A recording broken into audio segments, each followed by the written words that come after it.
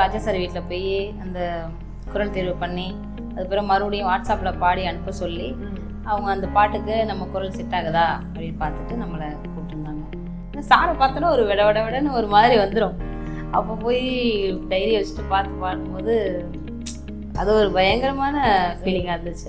ஆகாயம் பூமி விட்டாரும் இல்ல சொந்த பந்தம் பழம் நீயப்பா ஞான பழம் நீயப்பா தமிழ் ஞான பழம் நீயப்பா.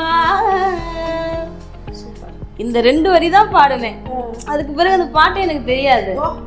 அப்ப ஸ்கூல் படிக்கும் போது நீ ஃபோக் மாதிரியே பாடுற அப்படின்னு சொல்லும்போது அது வெக்கப்பட்டுக்கிட்டு வேணாம், அப்போ நமக்கு வேணாம், நம்ம ஃபோக் அந்த பாட்டை நம்ம கெடுக்கக்கூடாது. ஏன் ஜானகியம்மா ஒரு மாதிரி அழகாக பாடியிருப்பாங்க, அதை போய் நான் பாடி கெடுக்கக்கூடாது அப்படின்னு நினச்சி அதை பாடுறதே கிடையாது. அது ஒரு கெட்டப்லாம் ஒரு மாதிரி போட்டுட்டு போய் பாடும்போது நமக்கே ஒரு பாசிட்டிவ் எனர்ஜியா, நம்ம முன்னாடி கிராமத்தில் ஒரு மாதிரி ஒரு கட்டுப்பாட்டுக்குள்ளே இருந்தோம்ல, அதை உடச்சி வெளியில் ஒரு மாடர்ன் உலகத்துக்கு வரும்போது அது ஒரு சூப்பராக இருந்துச்சு. அது உன்னுடைய திறமையை நீ வீட்டுக்குள்ளே வச்சுக்கிட்டு இருந்தா யாருக்குமே தெரியாது. இப்போது விஞ்ஞான உலகம் ஆயிடுச்சுல, எல்லாருமே இப்போ ஃபேஸ்புக்கில் யூடியூப்பில் பார்த்துட்டு தான் சினிமாவுக்கே நிறைய வாய்ப்பு கொடுக்குறாங்க. சித்ராமா வந்து ஒரு மாதிரி பயங்கரமாக உள்ளே போய் தாக்குவாங்க, ஒரு மெல்லிசையாக ஒரு காற்று மாதிரி. ஆனால் ஜானகியம்மா ஒரு பாட்டு கேட்கும்போது நாக்கில் ஒரு சொட்டு தேனை விட்டுட்டு அப்படி கேட்டவொடனே அப்படி இருக்கும், அந்த ஃபீல் வரும் எனக்கு. அவங்களாம் மியூசிக்கே படிக்கலை, ஆனால் அவங்க பாடுற சங்கதிகள்லாம் கேட்டிங்கன்னா நீங்கள் கர்நாடிக்கில் தாட்டு சுரக்கோர்வைகள் அலங்காரம்லாம் இருக்கும்ல, இப்போ ஒரு கற்பனை சுரம் பாடும்போது ஒரு அடுக்கடுக்காக போகும் பாருங்க ஒரு சங்கதி, அதெல்லாம் அவங்க டக்குன்னு அடிப்பாங்க. தமிழ் நாஸ்டாலஜியா சேனலுக்கு என் அன்பார்ந்த வணக்கங்கள். நம்ம எல்லாருக்குமே ஒரு கனவு இருக்கும். ஒரு படிக்கிற பையனாக இருந்தால் ஐஏஎஸ் ஆகணும், டாக்டர் ஆகணும் அப்படின்னு ஒரு ட்ரீம் வச்சுருக்கலாம். இதே விளையாட்டுத்துறையில் இருக்கவங்களுக்கு இந்தியாவுக்காக விளையாடணும்னு ஒரு ட்ரீம் இருக்கும். இதே இசைத்துறையில் இருக்கவங்களுக்கு ராஜா சாருக்காக ஒரு பாட்டாவது பாடிடணும் அப்படின்னு ஒரு ட்ரீம் இருக்கும். இந்த மாதிரி நம்மளுடைய ரொம்ப நாள் ட்ரீம்லாம் நினைவாச்சுன்னா அப்போ அந்த சந்தோஷம் எப்படி இருக்கும்? அந்த சந்தோஷத்தை நம்மளோட பகிர்ந்துக்கிறதுக்காக இன்னைக்கு நம்மளோட இணைஞ்சிருக்காங்க பின்னணி பாடகி சுகந்தி அவர்கள். இவங்க சமீபத்தில் வெளிவந்த விடுதலை பார்ட் 2 ஆல்பத்தில் இருட்டு காட்டுல என் கருப்பு கண்மணி அப்படிங்கிற பாடலை ராஜா சார் இசையில பாடியிருந்தாங்க. அவங்களுடைய ட்ரீம் நனவானதோடு மாத்திரம் இல்லாமல் இன்னைக்கு எல்லாருக்கும் தெரிஞ்ச ஒரு பேரா இவங்க மாறியிருக்காங்க.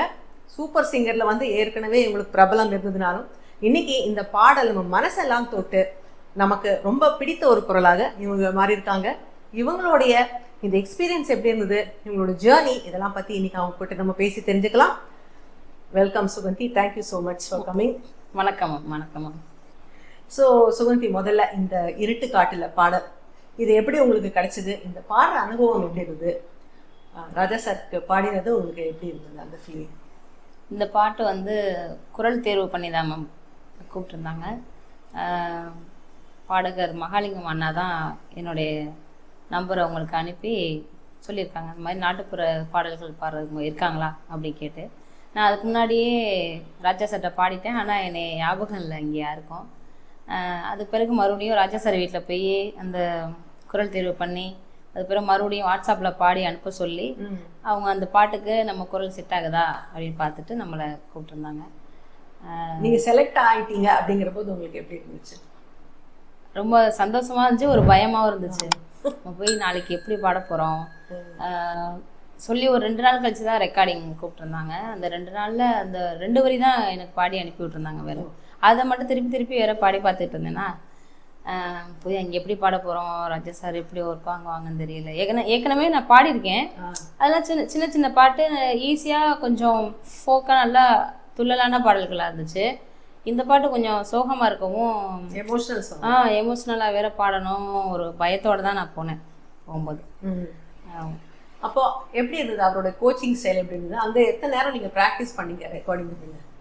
ரெக்கார்டிங்க்கு முன்னாடி நம்மள லிரிக்ஸ் எழுதிக்க சொல்லிடுவாங்க. சார் வந்து பாட்டை ரெக்கார்ட் பண்ணி கொடுத்துட்டு போயிடுவாங்க.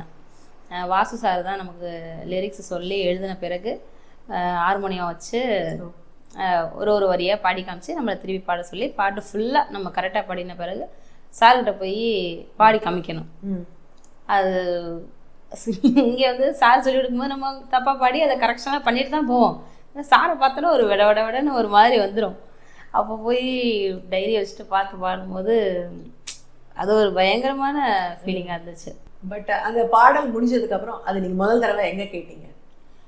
முதல் தடவையாக வந்து பாடல் வந்து நான் பாடிட்டு வந்த மறுநாள் வந்து வயலின் எடுத்திருந்தாங்க. எடுத்துகிட்டு யூடியூப் சேனல் ஒன்று, அப்புறம் நம்ம நிறையா நியூஸ் சேனல்லாம் போட்டிருந்தாங்க. ராஜா சார் மியூசிக் பண்ணிட்டாங்க புது ஸ்டூடியோவில் அப்படின்ட்டு, ரஜினி சார் வந்தாங்க இது ரெக்கார்டிங் பார்க்குறதுக்கு அப்படின்னு போட்டிருந்தாங்க. அது நியூஸில் தான் நான் பார்த்தேன். அந்த 2 வரி வந்துச்சு. ஓகே. அந்த சவுண்டு எப்படி இருந்தது? பயங்கரமாக இருந்துச்சு.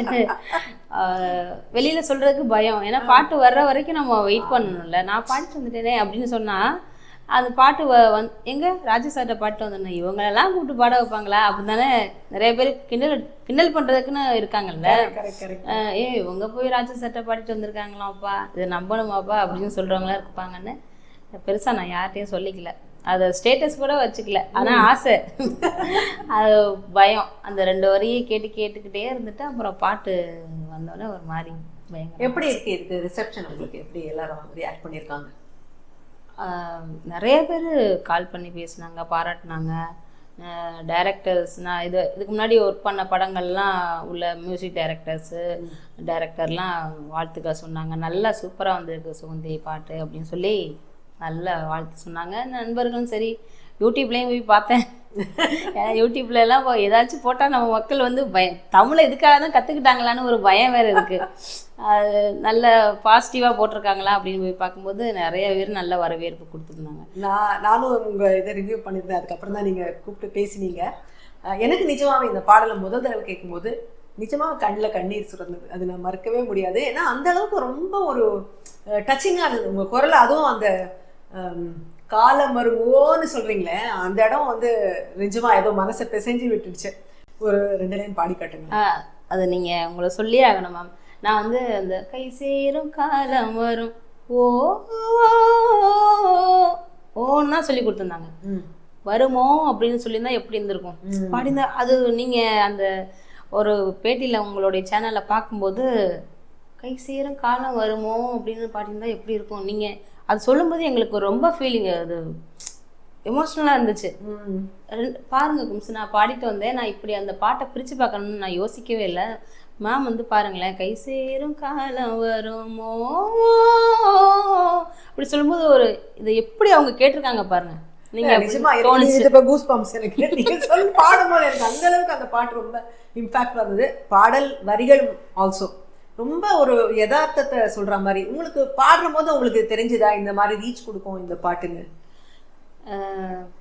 நான் அப்படி யோசிக்கலாம். ஆனால் எந்த ஸ்டூடியோவுக்கு யாரை கூப்பிட்டு எந்த மியூசிக் டைரக்டர் பாடினாலும் அந்த பாட்டு பெரிய ஹிட் ஆகணும் அப்படின்னு நினச்சிட்டு தான் நான் எப்போதும் போவேன். என் வீட்டுக்காரர் கூட அப்படி தான் சொல்லிவிடுவார், இந்த பாட்டு நேஷனல் அவார்டு வாங்கணும் நினச்சிட்டு போ அப்படின்னு. பாட்டு கிடைக்கும், உங்களுக்கு கிடைக்கணும். நல்ல திறமைக்கு அங்கீகாரம் கொடுத்து அவார்ட்ஸ் கொடுத்தாங்கன்னா கிடைக்கணும். நன்றி. நிச்சயமா ஏதாவது அவார்டு உங்களுக்கு வரணும். இதுக்கு நாடாள 100 பேரு நம்ம காக்க யாரு தங்கம், ஆகாயம் பூமி விட்டாரும் இல்ல சொந்த பந்தம், மகளே மகளே 4 எழுத்து நீ படிச்சா நல்லதெல்லாம் சேரும் அம்மா, கையெழுத்து போட்டு நம்ம கவலை போக்க வேணும் அம்மா, மகளே மகளே. தேனாறு பாயும் முன்ன நாம நம்பி வாழ்ந்திருக்க, காணல நீரு ஆகி போச்சே, கையூனி மேலெழும்ப காலம் வந்து சேரு முன்ன, ஊர் முழுக்க பேசுதம்மா பேச்சே, வடக்கே சோலம் அத பார்க்காதே, போ பயணம் இருட்டு காட்டுல ஏன் கருப்பு மின்மினி, உனக்கு சொல்லுறேன் கதை கேளு கண்மணி.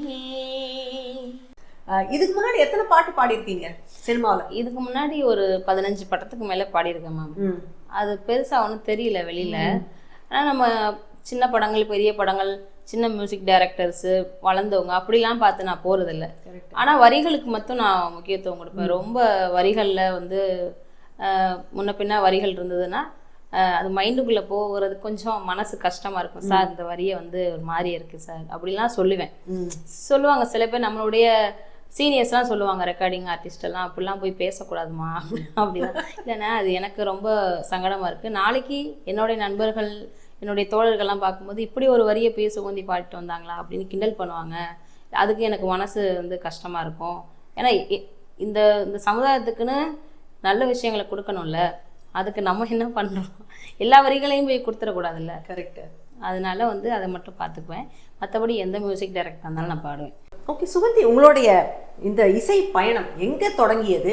எப்படி இந்த ராஜா சாருக்கு இந்த பாட்டு பாடணுங்கிறதுங்கிறது ஒரு ஒரு ஹைட் ஆஃப் யுவர் கரியர்னு சொல்லலாம். பட் எங்கே தொடங்கினீங்க, எப்படி வந்தீங்கிறத சொல்லுங்க. நம்ம அப்பா பிறந்த ஊர் வந்து சித்தக்கூர்னு ஒரு ஊர். அப்போது ஒரு ஊரில் இறங்கி மெயின் ரோட்டில் இறங்கி நடந்து போகணும் அப்பா ஊருக்குள்ளே. அப்பா வந்து தோல் மேலே என்னை வந்து அப்பா தூக்கி 2 பக்கத்து காலை போட்டுக்கிட்டு தூக்கி நடந்துட்டு போகிறாங்க. அப்போ வந்து ஒரு ராஜா சார் பாட்டு தான் பாடியிருக்கேன். எனக்கு அப்போல்லாம் ராஜா சார் நம்ம என்ன காதில் கேட்குறோமோ அதை தானே பாடுவோம். அந்த பாட்டு பாடிட்டு வரும்போது எங்கள் அப்பா கேட்டுக்கிட்டே வந்தாங்க, நம்ம பிள்ளை பாரு பாடிட்டு வருது அப்படின்ட்டு. அதுக்கு பிறகு ஸ்கூல்லலாம் காம்படிஷன் பாட்டு போட்டிலாம் வைப்பாங்கல்ல. அப்போ வந்து 3rd ஸ்டாண்டர்ட் படிக்கும்போது ஸ்கூலில் அந்த மகளிருக்கான கூட்டம்லாம் நடக்கும். அப்போது இந்த பாப்பா நல்லா பாடுவா அப்படின்னு சொல்லிட்டு பாட சொன்னாங்க. அது எல்லாரும் ஒரு கூட்டமாக நமக்கு கை தட்டும் போது ஒரு செம்ம ஜாலியாக இருந்துச்சு. அப்புறம் ஸ்கூல் காம்படிஷனில் பாடுறது, அதுலேருந்து எந்த காம்படிஷனுமே பாட்டு போட்டியை நான் மிஸ் பண்ணவே மாட்டேன். அப்புறம் ஆவுடையார் கோயிலில் வந்து 9th 10th 11th 12th படிக்கும்போது அங்கே எங்களுடைய டிராயிங் மாஸ்டர் அலெக்ஸ் சார் வந்து அப்போ கண்டுபிடிக்கிறார் என்னைய. அதுக்கு முன்னாடி நம்ம ஊரில் வந்து திருவிழாவில் அதிலலாம் பாடியிருக்கேன், ஆண்டு விழாலலாம் பாடியிருக்கேன். அப்போ மோகன் சொல்லிட்டு ஒருத்தவங்க வந்து பாடலாம் எழுதி கொடுத்து பாடியிருக்கேன். ஆனால் நான் ஒரு மேடையில் பாடக்கூடிய திறமை உள்ள பிள்ளை அப்படின்னு வந்து அலெக்ஸ் சார் தான் கண்டுபிடிக்கிறாரு. ஏன்னா மாறுவேட போட்டி வைக்கிறாங்க. பழம் நீயப்பா சாங் பாடுறேன், பாடுகள் 2. பழம் நீயப்பா ஞான பழம் நீயப்பா, தமிழ் ஞான பழம் நீயப்பா, சபைதன்னில் திருச்சபைதன்னில் உருவாகி உலகோர்க்கு பொருள் கூறும் பழம் நீயப்பா, ஞான பழம் நீயப்பா, தமிழ் ஞான பழம் நீயப்பா. சூப்பர். இந்த 2 வரி தான் பாடுனேன். அதுக்கு பிறகு அந்த பாட்டு எனக்கு தெரியாது. அப்போ ஸ்கூல் படிக்கும்போது 9th ஸ்டாண்டர்ட் அப்போ ஒரு கிளை வேஷம் போட்டுக்கிட்டு ஒரு குச்சியை ஓட்டிக்கிட்டு ஒரு மூட்டையை போட்டுக்கிட்டு பாடிட்டு போகும்போது, சார் என்னடா அது இந்த பிள்ளை 2 வரியை பாடுன்னு சொல்லிட்டு அவங்க வீட்டுக்கு கூட்டிகிட்டு போய் அம்மாவும் நானும் போகிறோம், நீ மேடையில் பாடுறியா அப்படின்னு கேட்டின பிறகு வீட்டுக்கு போயிட்டு அந்த பாட்டை ஃபுல்லாக அவரே எழுதி இந்த பாட்டை கேட்டிருக்கியா அப்படின்னு கேட்குறாரு. கேட்டதுனால தான் பாரோம். இருந்தாலும் ஃபுல்லாக உட்காந்து அன்றைக்கி தான் கேட்குறேன். அதில் 2 சரணம் இருக்குன்னே அன்றைக்கி தான் தெரியும். அந்த கண்ணொன்றில் கனலாய் வந்தாயின்றது வந்து அப்போ வராது, சில ஆடியோவில் ஊருண்டு பேருண்டு தான் வரும். உட்காந்து மனப்பாடம் பண்ணி ஒரு நிகழ்ச்சிக்கு கூட்டிகிட்டு போகிறாரு. சார் தான் வாய்ப்பு கேட்குறேன், இது மாதிரி என்னோடய ஸ்டூடெண்ட் ஒருத்தவங்க பாடுவாங்க, கூட்டிகிட்டு வருவான்னு கேட்டுட்டு போய் பாரோம். திருப்பத்தூர்னு ஒரு ஊரில் போய் பஸ் ஸ்டாண்ட் பக்கத்தில் ஒரு மாரியம்மன் கோயில் பார்த்து தான் பாடுறேன். ஔவையார் வேஷம் போட்டுட்டே பாடுறேன். கையில் லிரிக்ஸ் இருக்குது. ஸ்டேஜை சுற்றி நடந்து வரணும், ஸ்டேஜ் பின்னாடி லைட் இருக்காது, மியூசிக் ஓடிக்கிட்டு இருக்கு, பாட்டு வரல. எங்கடா பாடிக்கிட்டு வந்த பொண்ணை காணாமேன்னு பார்த்தா லிரிக்ஸ் வச்சு நான் எப்படி இருட்டுக்குள்ள வரும். அதெல்லாம் ஒரு சரியான ஒரு சூப்பரான அனுபவம், அது மறக்கவே முடியல. அதான் என்னுடைய அது ஒரு நிகழ்ச்சி அப்படின்னு போகும்போது அதான் என்னுடைய முதல் மேடை. அப்ப நீங்க ஆல்ரெடி பாட்டு கத்துட்டு இருந்தீங்களா இல்ல இதெல்லாம்? இல்ல அதுக்கு அப்புறம் தான் நீங்க ட்ரைனிங் எடுத்தீங்க? ஆமா, 12th ஸ்டாண்டர்ட் முடிச்சிட்டு தான் நான் போய் பிஏ மியூசிக் திருவையாறு வந்து ஒரு ப்ராடிஜின்னு சொல்லலாம். உங்களை சுயம்புவா தான் பாடிட்டீங்க. சூப்பர். ஆனா அம்மாச்சி எல்லாம் வந்து இந்த நாட்டுப்புற பாடல்கள்லாம் அவங்க பாடுவாங்க, அவங்களே 8 கட்டி பாடுவாங்க. ஆனா ஒரு பாட்டு பாடுங்க, ஒரு நாட்டுப்புற பாடல் பாடி காட்டுங்க, உங்க அம்மா சொல்லி கொடுத்த பாடல். அம்மா சொல்லி கொடுத்த பாட்டை, ஏலே ஏலோ ஏலே மயிலாலே ஏலே ஏலோ அப்படி சம்வாது, ஏலே ஏலோ அப்படி சந்தன பொட்டு, ஏலே ஏலோ ஏலே மயிலாலே ஏலே ஏலோ. அப்படின்னு இந்த மாதிரி வரும். இந்த வள்ளி குரத்தி பாடுற பாட்டு இந்த மாதிரி ஒரு டியூன்ல கேட்டிருக்கேன், அது மாதிரி இருக்கு. அந்த இது வந்து ஏதாவது வயல்ல வேலை செய்யும் போது பாடுற பாட்டு. ஆமா, அவங்கெல்லாம் வந்து விவசாய கூலிகள் தான், அம்மாச்சி எல்லாருமே வெளியூருக்கு போய் வேலை பார்க்குறவங்க. அப்போ அவங்க கிரியேட் பண்ணி பாடும்போது அவங்களோட வேலை பார்த்தவங்க இன்னொரு ஊர்லேருந்து வந்திருப்பாங்களே, எப்படி தான் அந்த நாட்டுப்புற பாடல்கள்லாம் வெளியில் பரவுது. அந்த ஊர்லேருந்து வந்தவங்க பாடினது இவங்க கேட்டு வந்து நம்ம ஊரில் பாடியிருப்பாங்க. இப்படி எல்லா ஊர்லேயும் பரவி நிறைய மெட்டு. பட் வீட்டிலலாம் இது என்கரேஜ் பண்ணாங்களா? இந்த மாதிரி நிறைய ஃபேமிலிஸில் அதை விரும்ப மாட்டாங்க, மேடை ஏறுது, அதுவும் பெண் பிள்ளைகள்னா அது கொஞ்சம் பயப்படுவாங்க. அந்த மாதிரி இல்லாமல் உங்கள் வீட்டில் நல்லா என்கரேஜ் பண்ணாங்க? நல்லா என்கரேஜ் பண்ணாங்க. நாங்கள் 3 பொம்பளை பிள்ளைங்க. எல்லாருக்குமே நல்லா ட்ராயிங் பண்ணுறதுலேருந்து டான்ஸ் ஆடுறது, பாட்டு பாடுறது, ஒரு ஜாலியான எந்த ஈவெண்ட்டுமே வர்றது கிடையாது. எல்லாத்தையும் அட்டன் பண்ணுறது, போய் எல்லாத்துலேயுமே பரிசு வாங்கி சின்ன பிள்ளையிலேருந்து இந்த ஸ்கூல் காம்படிஷனில் வாங்கினனால அம்மா அப்பாவுக்கு உற்சாகப்படுத்துவாங்க. போக வேண்டாம்னு சொன்னதே கிடையாது அம்மா அப்பா. ஓகே. ஸோ அப்புறம் உங்கள் ஊர்லேருந்து வந்துட்டு நீங்கள் அப்புறம் காலேஜில் மியூசிக் படிச்சீங்க. சூப்பர் சிங்கரில் எப்போ வந்தீங்க? சூப்பர் சிங்கர் வந்து எம்ஏ மியூசிக் முடித்த பிறகு தான் நான் போனேன் மேம். 2019 போனேன். ஓகே. ஆமாம், அதுக்கு முன்னாடி 2014 நான் ராஜேஸ்வரி மியூசிக்கில் பாடிட்டேன். எந்த படத்தில்? தாரித்தப்பட்டை படத்தில். ஆனால் வெளி வரல. ஆமாம் ஆமாம், அந்த ஒரு எக்ஸ்பீரியன்ஸ் இருந்துச்சு எனக்கு. அப்போம்போதே ஒரு 9 பேர் கோரஸ் பண்ணாங்க. ஓ, அது நல்லா இருக்கும். அந்த பாட்டு வந்து இருந்தாக்கா அப்பவே சுகந்தி ராஜேஸ்வரி மியூசிக்ல பாடியிருக்காங்க அப்படின்ற ஒரு பேர் கிடைச்சிருக்கும். இருந்தாலும் காலம் வேலைன்னு ஒண்ணு வரணுமே. ஆமா ஆமா. சினிமா பாட்டெல்லாம் சின்ன வயசுல கேட்டிருக்கீங்களா இல்ல கம்மியா தான் கேட்டிருந்தீங்களா? கேட்டிருக்கேன், ஆனா அதுக்காக டைம் ஒதுக்கி அப்படி கேட்டது கிடையாது. காலையில எஃப்எம்ல ஓடும்ல, அப்போம்போது இந்த டிவோஷனல் சாங்ஸ் இந்த 3 இதுவும் பாடுவாங்க. அப்புறம் சினிமா பாட்டு பாச்சும் ஓடும். அப்புறம் இந்த திருமண நிகழ்ச்சி, காது குத்து, இந்த மாதிரி ஊருக்குள்ள வைப்பாங்க. அப்போல்லாம் சத்தமாக இருக்கும், மைச்செட்டெல்லாம் கட்டி ஊரெல்லாம் கேட்குற மாதிரி. அதுவும் இந்த விடிய காலம் 4:30 மணிக்கு கேட்கும் பாருங்க. அப்போம்போது டிஎம்எஸ் சாங்ஸ் தான் விடிய காலம் வேற ஓடும். டிஎம்எஸ் அவர்கள் சீர்காழி. ஆமா, எல்லாரும் ஆமா, இவங்க பாட்டுல தான் கோவில் திருவிழாக்கள். ஆமா ஆமா, அப்படி கேட்டதுதாம்மா. ஓகே. உங்களுக்கு ரொம்ப பிடித்த பாடல், நீங்க அந்த மாதிரி சின்ன வயசுல மைக் செட்ல கேட்ட பாட்டு இது ரொம்ப உங்களுக்கு கவர்ந்த பாடல்? ரோஜா மலரே ராஜகுமாரி, ஆசை கிளியே அழகிய ராணி, அருகில் வரலாமா, வருவதும் சுந்தான. உங்க குரல் நல்லா மாறுது. நீங்க அந்த இது பழமணியப்பா பாடின போது இருந்த உங்களுடைய த்ரோவுக்கும் இந்த பாடலுக்கும் நிறைய டிஃப்ரென்ஸ் இருக்கு. அது அந்த வாய்ஸ் மாடுலேஷன்ல எப்படி நீங்க காலேஜ்ல படிச்ச போது கத்துக்கிட்டதா இல்ல மேடையில பாடி பாடி அனுபவம்? ஆமா, சினிமா அது சூப்பர் சிங்கருக்கு பிறகுதான் என்னால கண்டுபிடிக்க முடிஞ்சிச்சு நம்மளால மெலோடி பாட முடியும். அப்போ எல்லாமே ஓப்பன் குரல்ல தான் நான் பாடுவேன். ஃபோக் சாங் எல்லாமே எல்லாருக்குமே ஓப்பன் வாய்ஸ்ல தான் பாடுவாங்க. சூப்பர் சிங்கர் போன பிறகுதான் அதில் பல வெரைட்டிஸ் பாடணும்ல ஒரு இதுக்கும் எபிசோடுக்கும். அப்போ பாடிட்டு அப்போம்போதுமே எனக்கு கொஞ்சம் தைரியம் கம்மியாக தான் இருந்துச்சு. அதனால தான் டாப் 9 வரைக்கும் போக முடிஞ்சது. இல்லைன்னா ஃபைனல் மேடைக்கே பாடிட்டு இருந்திருக்கலாம். ஆமாம், அதை விட்டு வெளியில் வரும்போது தான் சினிமா பாடல்களும் நம்ம இன்னும் கொஞ்சம் ட்ரை பண்ணுவோம், கொஞ்சம் மெலடியாக பாடி பார்ப்போம். ஏன்னா நான் வந்து ட்ரை பண்ணும்போதே நம்மளுடைய கூட இருக்கிறவங்க நீ ஃபோக் மாதிரியே பாடுற அப்படின்னு சொல்லும்போது அது வெக்கப்பட்டுக்கிட்டு வேணாம், அப்போ நமக்கு வேணாம், நம்ம ஃபோக் அந்த பாட்டை நம்ம கெடுக்கக்கூடாது. ஏன் ஜானகியம்மா ஒரு மாதிரி அழகாக பாடியிருப்பாங்க, அதை போய் நான் பாடி கெடுக்கக்கூடாது அப்படின்னு நினச்சி அது பாடுறதே கிடையாது. அதுக்கு பிறகு ஜானகியம்மா பாடின அதே பாட்டை நம்ம குரலில் நம்ம பாடுவோம், நம்ம அதை ஃபீல் பண்ணி பார்ப்போம் அப்படின்னு சொல்லி ஒரு தைரியம். அதுக்கு ஒரு என்ன காரணம்னா, திருச்சியில் எக்கோ அப்படின்னு சொல்லிட்டு ஒரு ஆர்கெஸ்ட்ரா டீம் இருக்குது, எக்கோ பாலுன்னு. அவங்க தான் வந்து மா உன்னால் பாட முடியுமா, வாமா நம்ம ஆர்கெஸ்ட்ராக்கு வாமா, நீ பாடுமா அப்படின்னு சொல்லிட்டு அவங்க ஆர்கெஸ்ட்ரா. அதுக்கு முன்னாடி வரைக்கும் நான் நாட்டுப்புற பாடல் நிகழ்ச்சியில் மட்டும்தான் பாடிக்கிட்டு இருந்தேன். வீரசங்கர்னு ஒரு அப்பா தான் வந்து என்னை வந்து மியூசிக் காலேஜ்லேயே சேர்த்து விட்டார், திருவையாறு மியூசிக் காலேஜில். அதை அந்த நன்றியை நான் மறக்கவே மாட்டேன். கிளாசிக்கல் ஒரு பாட்டு பாடி காட்டுங்க. கிளாசிக்கலையா?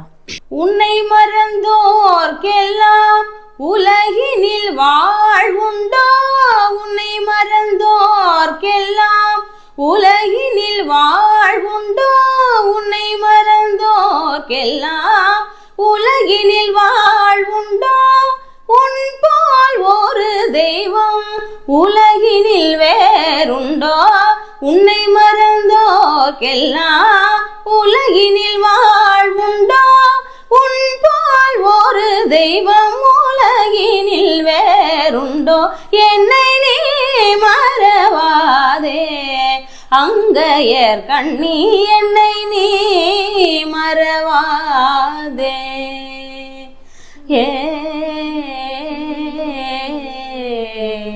அமிர்த வருஷினி சூப்பர் பாட்டு. நான் கூட கத்துட்டு இருக்கேன் இந்த பாடு. நான் இது யூடியூப்ல தான் கேட்டு கத்துக்கிட்டேன். ஆமா, கிளாஸ்ல கத்துக்கல, அதனால சில பல குறைகள் கூட கத்துக்கிட்டு பாடக்கூடிய பாடல் தான் இது. ஆமா, சின்ன பசங்களுக்கு சொல்லி கொடுப்பாங்க ஆக்சுவலி. இப்போ இந்த சூப்பர் சிங்கர்ல வந்த போது நீங்க அதுல வந்த அப்புறம் தான் இந்த மாடுலேஷன் எல்லாம் கத்துக்கிட்டேன்னு சொன்னீங்க. அதை தவிர அந்த மேடை உங்களுக்கு என்னென்ன வாய்ப்புகளை கொடுத்தது, என்னென்ன அங்கீகாரங்களை கொடுத்தது? ஏன்னா நிறைய வருஷம் இந்த மாதிரி ஒரு 4 டேலண்ட் ஷோ நடக்குது, நிறைய பேர் சிங்கர்ஸ் வராங்க, எல்லாருக்கும் ஆப்பர்ச்சுனிட்டி கிடைக்குதான்னா எனக்கு தெரியல. ஸோ எந்த மாதிரி வாய்ப்புகளை உங்களுக்கு அது தேடி கொடுத்தது? எனக்கு வந்து முதல்ல அதில் வெரைட்டிஸான நிறைய பாடல்கள் நம்ம பாடுறோம்.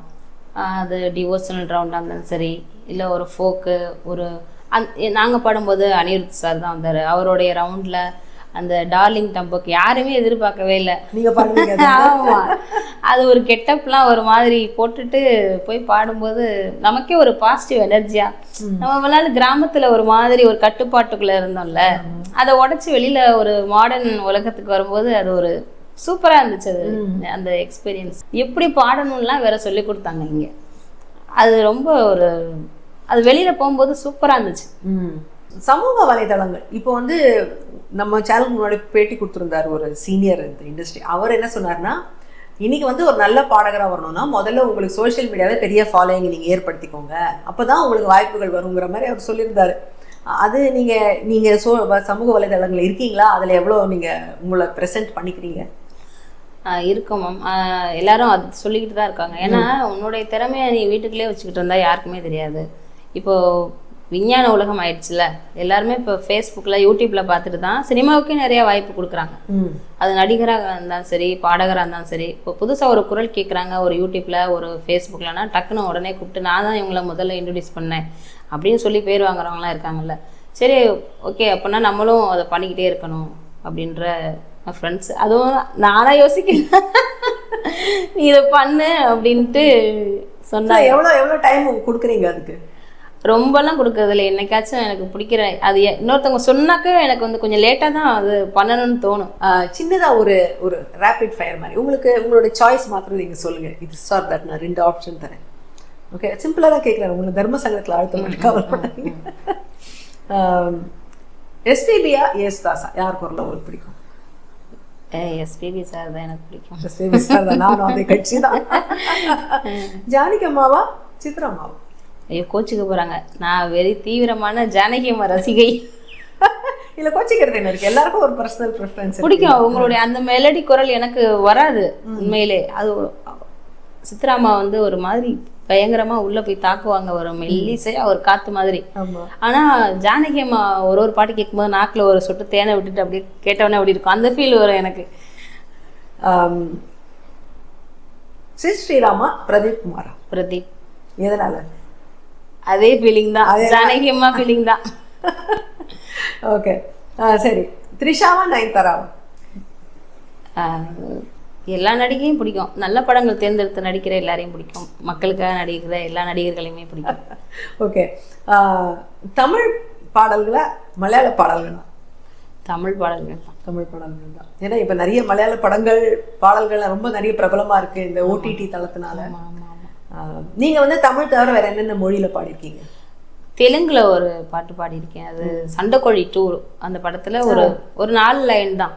நம்ம தெலுங்கு கீர்த்தனை தானே காலேஜில் சொல்லி தராங்க, அதனால அங்கே கொஞ்சம் ஈஸியாக இருந்தது பாடுறதுக்கு. ஓகே, ஆமாம், அந்த ஒரு படம் மட்டும்தான் தெலுங்குல பாடினது. பட் மற்ற மொழியிலலாமும் வாய்ப்புகள் வந்தால் நீங்கள் கண்டிப்பாக பாடுவேன். ஓகே, இசைக்கு ஏது மொழி இல்லை? ஆமாம் ஆமாம், நமக்கு தான் பஜன்ஸ் எல்லாம் ஹிந்தியில தான் வருது. எல்லா மொழியும் ஓகே தான் நமக்கு பாடுறதுக்கு. என்ன கொஞ்சம் ப்ராக்டிஸ் கொடுத்தாங்கன்னா ஒரு 2-3 வாட்டி பாடினா வந்துட போகுது. ஓகே, இப்போ வந்து என்னென்ன ப்ராஜெக்டில் ஒர்க் பண்ணிட்டு இருக்கீங்க? நெக்ஸ்ட் என்ன பண்ண போறீங்க? இப்போ யூனிவர்சிட்டியில் ஒர்க் பண்ணிட்டு இருக்கோம். நாட்டுப்புறத்துறை புதுசாக ஆரம்பிச்சிருக்காங்க. அது நம்ம கிராமத்துலேருந்து வர எல்லா மாணவர்களுக்கும் பயன்படக்கூடிய ஒரு இதாக இருக்கும். கண்டிப்பாக வந்து எல்லாரும் சேரணும். வில்லு பாடல், நாட்டுப்புற பாடல், ஹார்மோனியம், பக்கவாத்தியம், தமிழ் இதெல்லாம் நடத்துகிறாங்க. நாட்டுப்புற பாடல்களுக்கான தியரி அதுவும் சொல்லித்தரோம்.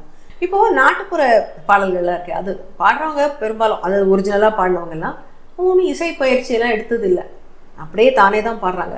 ஆனால் அந்த மாதிரி பாடுறவங்க பார்த்தா பெரும்பாலும் நல்ல ஒரு குரல், ஒரு வளமும் இருக்கும், ஸ்ருதி தானவே அவங்களுக்கு இருக்கு. அது எப்படி நாட்டுப்புற பாடல்கள் பாடுறவங்களுக்கு மாத்திரம் அந்த ஒரு நேச்சுரலாக அந்த இன்ஸ்டிங்க்ட் இருக்காது, எப்படின்னு நினைக்கிறீங்க?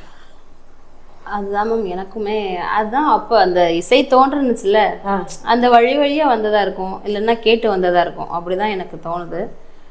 உண்மையிலே கிடாக்குழி மாரியம்மான்னு ஒரு அம்மா இருக்காங்க, அவங்களுக்கு முன்னாடி பாடினவங்களும் நிறைய பேர் இருக்காங்க. அவங்களாம் மியூசிக்கே படிக்கலை, ஆனால் அவங்க பாடுற சங்கதிகள்லாம் கேட்டிங்கன்னா நீங்கள் கர்நாடிக்கில் தாட்டு சுரக்கோர்வைகள் அலங்காரம்லாம் இருக்கும்ல, இப்போ ஒரு கற்பனை சுரம் பாடும்போது ஒரு அடுக்கடுக்காக போகும் பாருங்க ஒரு சங்கதி, அதெல்லாம் அவங்க டக்குன்னு அடிப்பாங்க. நமக்கு ப்ராக்டிஸ் அவங்க பாடினதை நம்ம கேட்டு ஒரு 10 தடவை ப்ராக்டிஸ் பண்ணாதான் அந்த சங்கதி வைக்க முடியும். கர்நாடிக்கே கேட்காத பாடினது இல்லாத கிளாஸே போகாத ஒருத்தவங்கனால இவ்வளோ சங்கதி. ஆனால் நாட்டுப்புற பாடல்களையும் சங்கதிகள்லாம் இருக்கு, ஹை பீச் இருக்கு. இப்போ இந்த நாட்டுப்புற பாடல்கள் என்ன கிளாசிக்கல் தோன்றுனுச்சு அப்படின்னு சொல்றாங்கல்ல, அது உண்மைன்னு அவங்க பாடினதானே கேட்கும்போது எனக்கு அந்த மாதிரி பாடல்கள் நமக்கு தெரியும். சூப்பர். இப்போ உங்க மூலமா இன்னும் இந்த நாட்டுப்புற கலைகள், நாட்டுப்புற பாடல்கள்லாம் உங்களை மாதிரி சிங்கர்ஸ் மூலமா இன்னும் மெயின் ஸ்ட்ரீம் ஆச்சுன்னா ரொம்ப நல்லா இருக்கும்.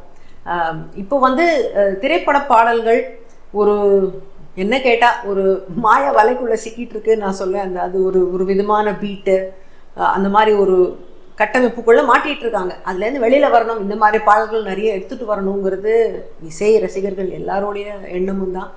அதுக்கு உங்க மாதிரி கலைஞர்களால் அதுக்கு நல்ல கான்ட்ரிபியூஷன் இருக்கும்னு நினைக்கிறேன். ஸோ ரொம்ப ரொம்ப தேங்க்ஸ் எங்களோட இத்தனை நேரம் ஸ்பெண்ட் பண்ணி பேசினதுக்கு.